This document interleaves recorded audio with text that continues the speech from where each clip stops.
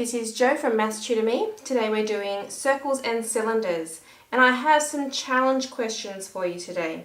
So if you think that you have mastered this circles and cylinders unit, or if you just want to push yourself a little bit, then here is a few questions for you. I'm only going to do 3 questions. They're a little bit harder than what you would normally do at this level of maths, so just a few questions for you to look at today. Alright, question number 1. We want to find the area of the shaded region correct to 1 decimal place. So we have a funny looking shape here. This shaded area, that's what we want to find. Now to do that, we have to look at this square around the outside.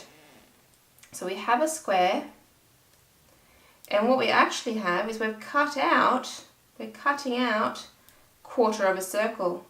So if I can find the area of the square and take away my quarter of a circle, the bit that is left is the area that I want.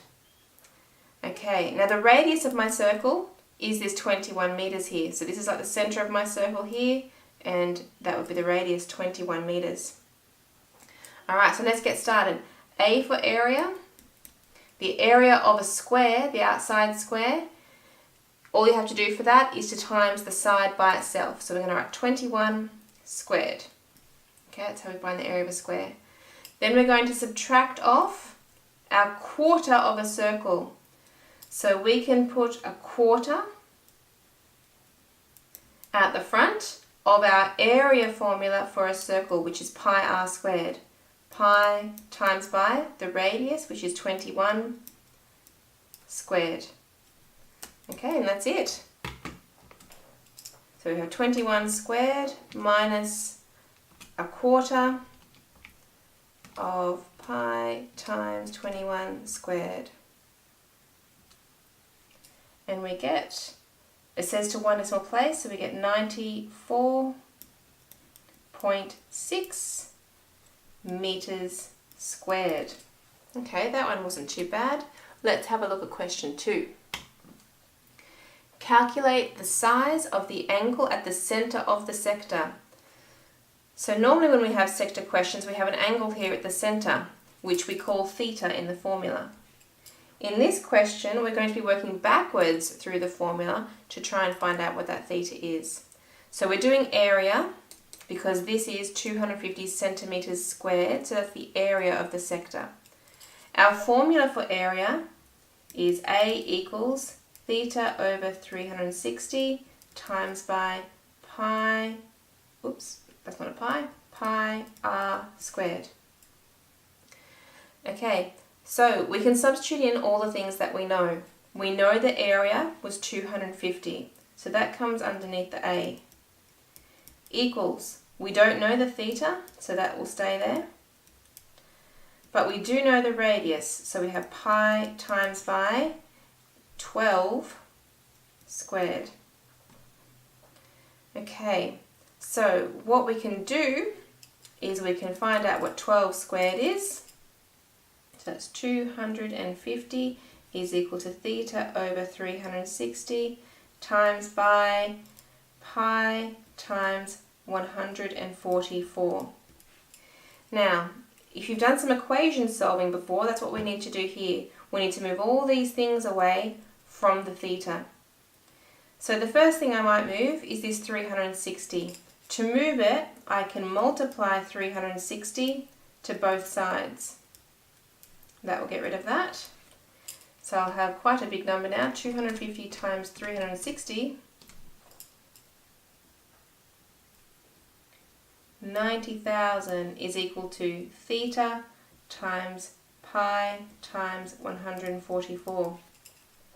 Okay, now I need to move the pi and the 144.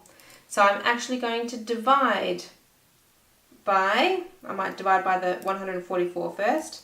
Divide by 144, divide by 144, and that will move that one. Okay, I'm going to write this up here, I'm running out of room. So 90,000 divided by 144 is 625, and on this side I still have the theta times the pi. And finally I can divide by pi to get rid of that.